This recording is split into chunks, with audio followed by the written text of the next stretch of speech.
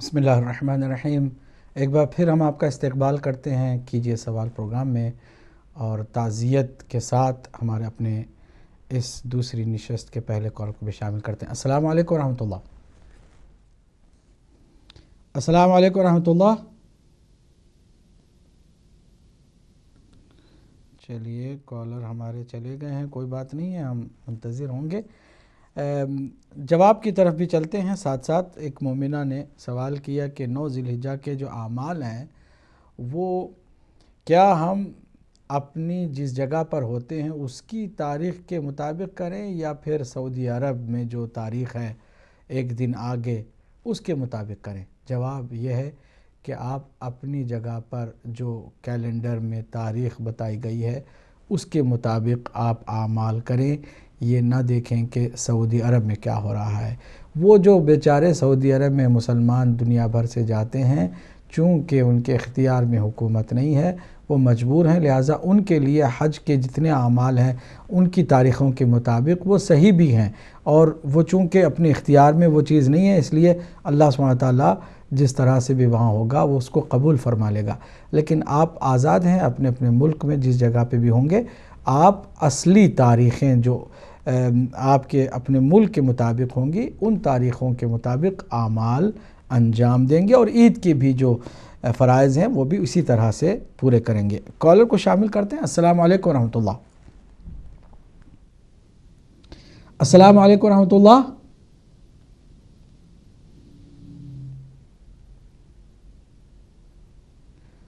اگر آپ آن ایئر ہیں تو آپ کو بولنا چاہیے تھا، ویسے اگر آپ آن ایئر ہیں تو چلیے ہم منتظر ہوتے ہیں، مزید آپ ٹرائی کر لیجئے گا دوبارہ۔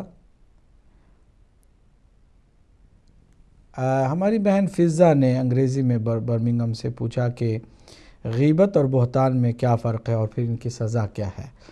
انہیں میں صرف اتنی ایڈوائز کروں گا کہ if you start watching our program تزکیہ نفس on every Friday night, inshallah you can get the details about the consequences of doing backbiting or بہتان۔ غیبت is backbiting, or بہتان means accusation. If you blame someone for the things which is not in him or in her. ہم ایک collar کو شامل کرتے ہیں، پھر مزید اس کی گفتگو کو جاری کرتے ہیں۔ السلام علیکم ورحمۃ اللہ۔ وعلیکم السلام جی کون میرے بھائی، کہاں سے ہیں؟ میرا نام شہزاد ہے، میں کارڈف سے بول رہا ہوں۔ شہزاد صاحب کارڈف سے، فرمائیے کیا سوال کرنا چاہتے ہیں؟ فرمائیے جناب۔ میرے چھوٹے چھوٹے 3 سوال ہیں۔ بسم اللہ۔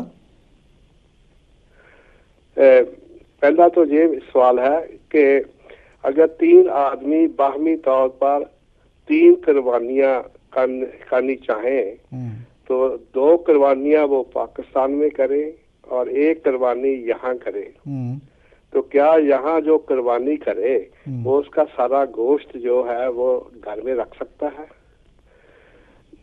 اور دوسرا حصہ سوال کا یہ ہے کہ ہر قربانی کے 3 حصے ہوتے ہیں، ایک اقربا پڑوسی وغیرہ کے لیے، ایک مسکینوں اور غریبوں کے لیے، ایک اپنا۔ جو لوگ خیراتی طور پر قربانی کرتے ہیں وہ اپنا حصہ اور غریبوں کا حصہ تو غریبوں کو دیتے ہیں، کیا اقربا کا حصے کے بارے میں وہ کیا کریں؟ اقربا کا حصہ کیا کریں گے؟ ٹھیک ہے۔ اچھا، دوسرا سوال میرا یہ ہے کہ مائی حلیمہ کے خاوند کا کیا نام تھا؟ حلیمہ کے خاوند کا نام؟ اچھا، تیسرا میرا یہ سوال ہے کیا انگورا اون، یہ انگورا اون جو ہوتی ہے یہ خرگوش، خاص خرگوش کے ایک بال ہوتے ہیں ان سے ہوتی ہے، کیا ان کا بنایا ہوا سویٹر کیا ہم پہن سکتے ہیں؟ خرگوش کے بال سے بنتی ہے؟ ہاں جی، اس کو انگورا اون کہتے ہیں، انگورا وول۔ انگورا اول، ٹھیک ہے۔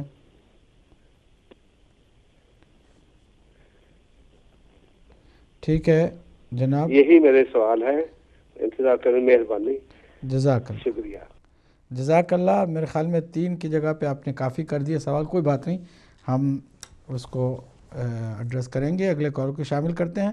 السلام علیکم ورحمۃ اللہ۔ السلام علیکم ورحمۃ اللہ۔ وعلیکم السلام علامہ صاحب، میں شیفیلڈ سے طاہرہ بات کر رہی ہوں۔ میرا ایک سوال ہے جی، کہ ہمارے ایک عزیز ہیں جن کا تعلق فقہ جعفریہ سے یعنی مذہب اہل بیت سے ہے، لیکن ان کی اہلیہ جو ہیں وہ عیسائی مذہب سے تعلق رکھتی ہیں یعنی اہل کتاب ہیں، اور وہ اب یہ سوچ رہے ہیں اس بارے میں کہ ان کو، کیونکہ فقہ جعفریہ میں یہ چیز انہوں نے اس بارے میں ان کو علم ہوا ہے کہ نکاح دائمی کا پرابلم ہے، اس میں بچے بھی ان کے ہیں، تو اب دین ان کے بارے میں کیا کہتا ہے؟ باقی وہ ان کی جو اہلیہ ہیں وہ بہت اچھی خاتون ہیں، اور انہیں اس چیز سے کوئی نہیں کہ بچوں کی تربیت کس مذہب سے، یا وہ ان کے ساتھ بہت تعاون کرنے والی ہے، لیکن اب دین اس بارے میں کیا کہتا ہے؟ یعنی نکاح دائمی وہ ان سے رکھ سکتے ہیں یا کیا؟ بہت شکریہ۔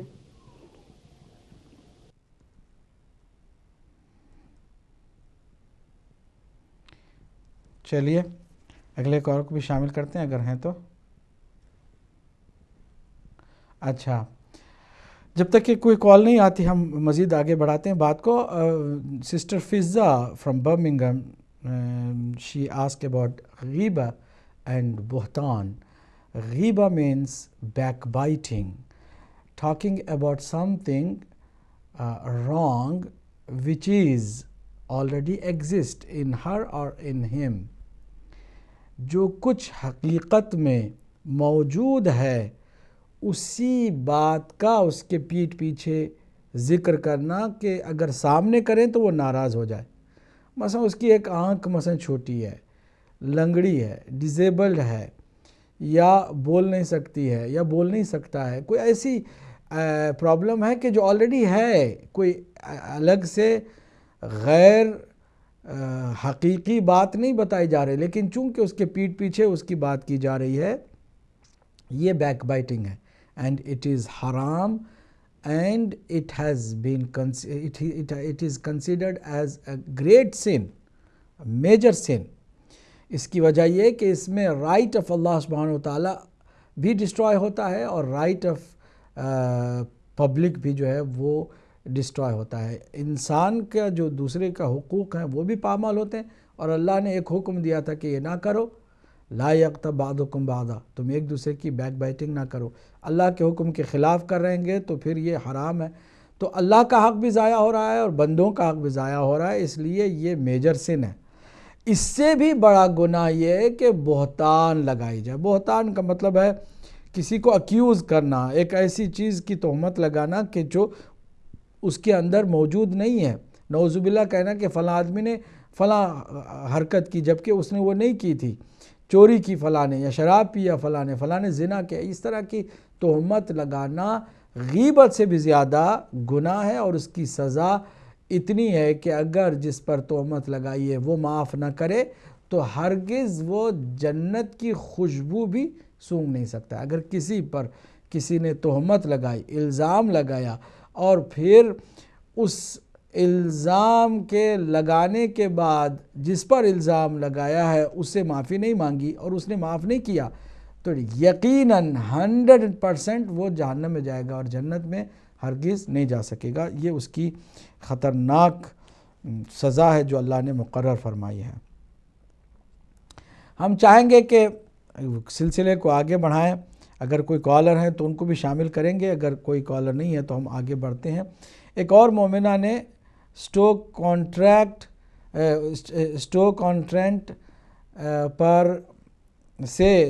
کانٹرینٹ سے سوال کیا تھا، تلخ کلامی اور یہ کہ وہ تھوڑا سا سختی کرتی ہیں اور کلام میں جو ہے ان کی ترشی ہے اور تلخی ہے، تو کیا کریں، پریشان بھی ہیں۔ پہلے تو میں ایک چیز کی انہیں مبارکبادی دوں گا کہ کم از کم احساس آپ کو ہوا۔ بہت سارے لوگوں کو احساس بھی نہیں ہوتا ہے کہ وہ بہت تلخ ہیں، بہت کڑوے ہیں، بہت زیادہ لوگ جو ہے ان سے متنفر ہو گئے ہیں، لیکن انہیں پرواہ نہیں ہوتی، وہ سمجھتے ہیں کہ ہم صحیح ہیں۔ لیکن آپ کو اس کا احساس ہوا ہے، یہ بہت بڑی بات ہے، اس لیے اس پازیٹیو پوائنٹ کو بھی اپنے سامنے رکھیں۔ کالر کو شامل کرتے ہیں، پھر باقی بات کو ہم ضرور پیش کریں گے۔ السلام علیکم ورحمۃ اللہ۔ وعلیکم السلام، یہ میں ناروے سے بات کر رہی ہوں، میرا ایک سوال ہے۔ جی جی فرمائیے۔ آپ ٹی وی سے مت سنیے گا، ٹی وی پہ بات مت کیجیے گا، بلکہ فون پر بات۔ جی فرمائیے۔ جی میرا سوال یہ ہے کہ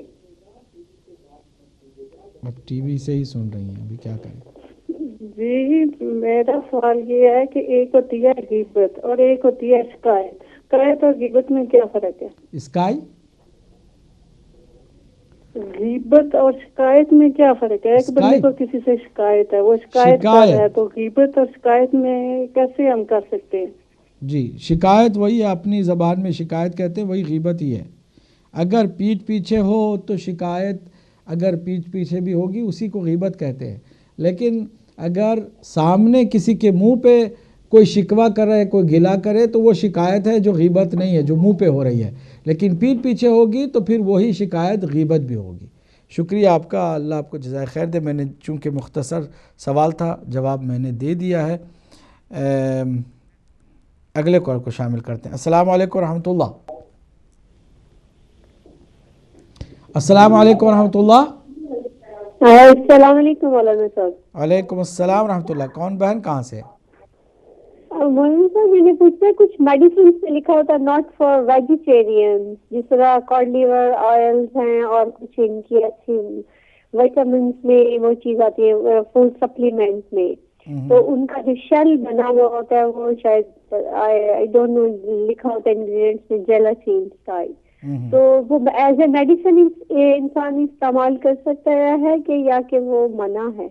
ٹھیک ہے۔ اور دوسرا کوشچن یہ ہے کہ یہ پوچھنا تھا مجھے کہ لاہور میں بی بی پاک دم ہے، وہاں پہ یہ ہے کہ جناب رقیہ علیہ السلام اور جناب عقیل علیہ السلام کی بیٹیاں آپ کے ہمراہ آئی تھیں اور وہ ان کے روزہ مبارک ادھر ہیں، تو یہ بتائیے کہ یہ ٹروتھ ہے اور یا کہ ویسے ہی لکھا جاتا ہے؟ تو پلیز اس کے بارے میں روشنی ڈالیے گا، جزاک اللہ خیر۔ ٹھیک ہے، جزاک اللہ۔ سوال آپ نے کیا، ہم نے جواب انشاءاللہ آپ کے دیں گے انشاءاللہ۔ کالر کو شامل کرتے ہیں۔ السلام علیکم ورحمۃ اللہ۔ السلام علیکم ورحمۃ اللہ۔ السلام علیکم۔ جی فرمائیے، کون صاحب ہیں، کہاں سے ہیں؟ جی میں محسن رضا بات کر رہا ہوں مانچسٹر سے۔ محسن رضا مانچسٹر سے، فرمائیے کیا سوال ہے؟ ہیلو جی فرمائیے کیا سوال ہے آپ کا؟ جی سوال میرا یہ، آپ ابھی غیبت سے متعلق بتا رہے تھے، میرا آپ سے سوال یہ ہے کہ یہ جو غیبت ہے، چونکہ انسان تین قسم کے، ایک مومن ہے، ایک مسلمان ہے اور تیسرا کافر، تو کیا تینوں کی غیبت نہیں کی جا سکتی، یا کافر کی جا سکتی، مسلمان اور مومن کی نہیں کی جا سکتی، یا صرف مومن کی نہیں کی جا سکتی، مسلمان اور کافر کی جا سکتی ہے؟ ذرا اس پہ تھوڑی سی وضاحت کر دیجیے۔ ٹھیک ٹھیک۔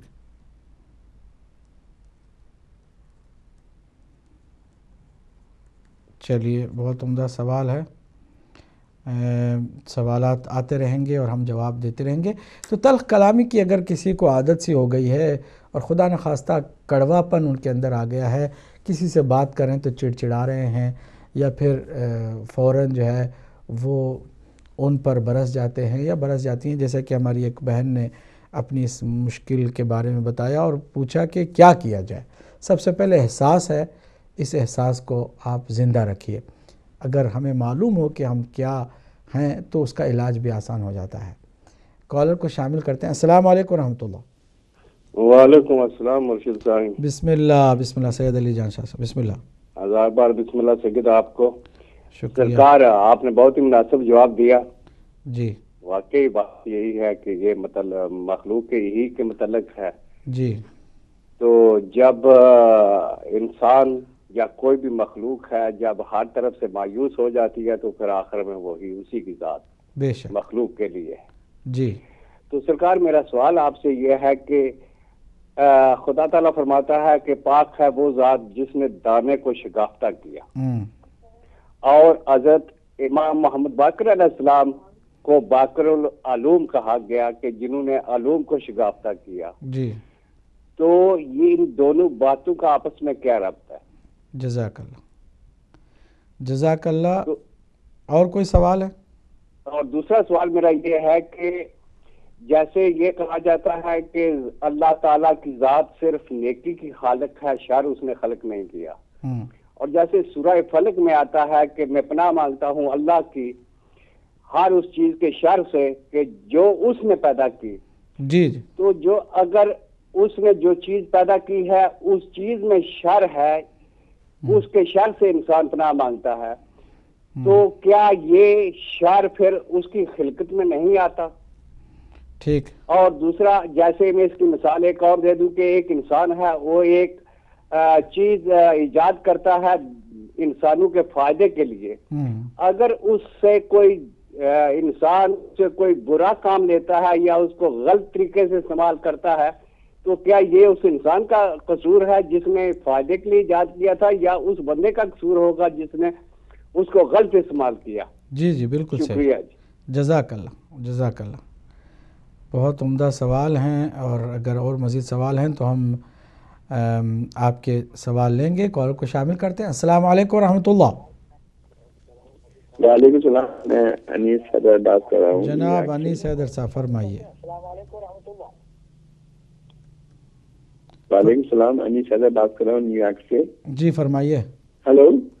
آپ بالکل آن ایئر ہیں، لیکن ذرا آواز آ رہی ہے آپ کو؟ جی مجھے آ رہی ہے آپ کی آواز، اور مجھے یہی گزارش کرنی ہے کہ آپ اپنی ٹی وی سے نہ سنیے گا بلکہ ڈائریکٹ فون پہ بات کیجیے گا. نہیں، اصل میں وہ ٹی وی پہ تو آپ کا یہ پروگرام آ ہی نہیں رہا.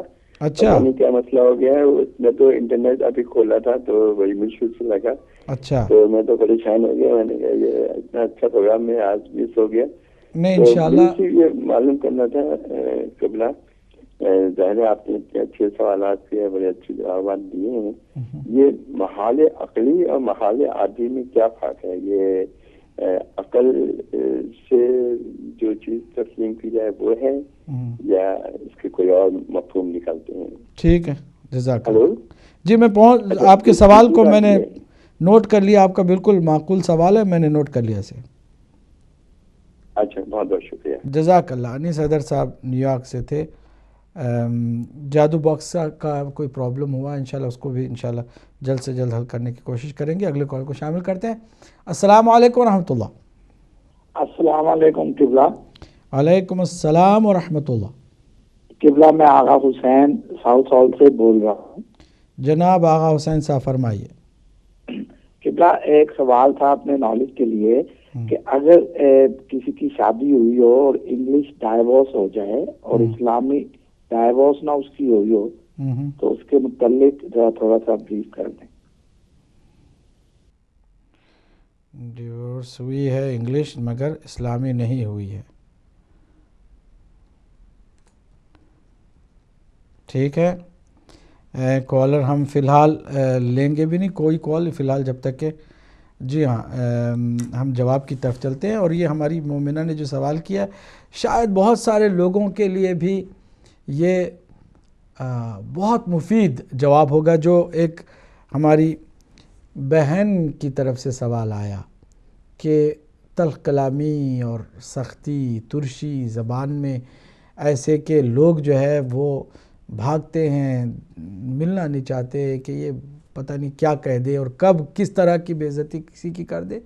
تو یہ پریشانی بہرحال بہت سارے لوگوں کی ہے. کچھ لوگ اس کو چھپاتے ہیں، کچھ لوگ اس کا احساس بھی نہیں کرتے کہ وہ اس طرح کی خطرناک کمزوری کا شکار ہو گئے ہیں.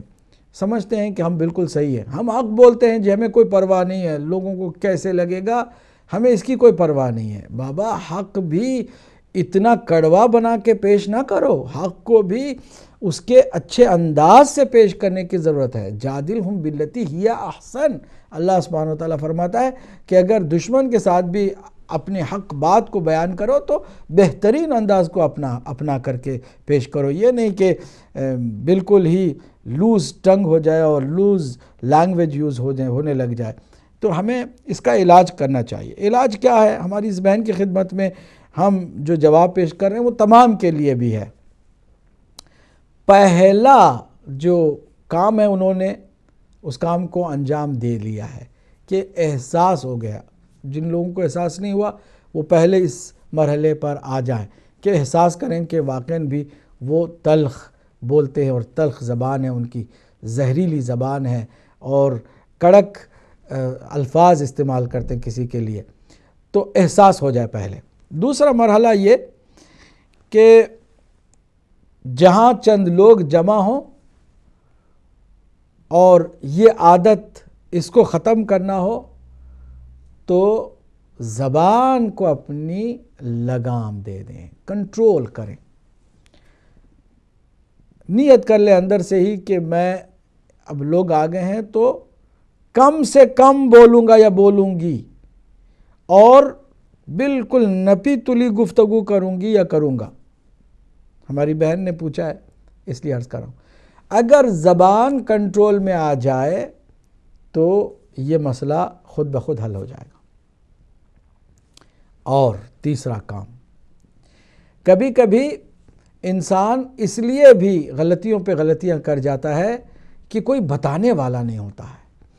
کسی اپنے ساتھی کو, اپنے دوست کو, اپنے بھائی کو, اپنی بہن کو, اپنی سہیلی کو یا اپنے شوہر کو وہ اس کام کے لیے اختیار دیں کہ جہاں کہیں تلخ زبان شروع ہوئی وہیں فوراً وہ ٹوکیں, کہیں کہ دیکھو تم نے خود مجھے کہا تھا کہ جب میں غلط ہو جاؤں تو بتانا, تم غلط ہو گئی ہو, اب یہ پھر وہی تمہارا طریقہ ہے جو کہ غلط ہے. اگر واعظ کوئی موعظہ کرنے والا, ریمائنڈر کوئی ریمائنڈ کرنے والا ہو تو یہ اس مشکل کا حل بھی ہو سکتا ہے.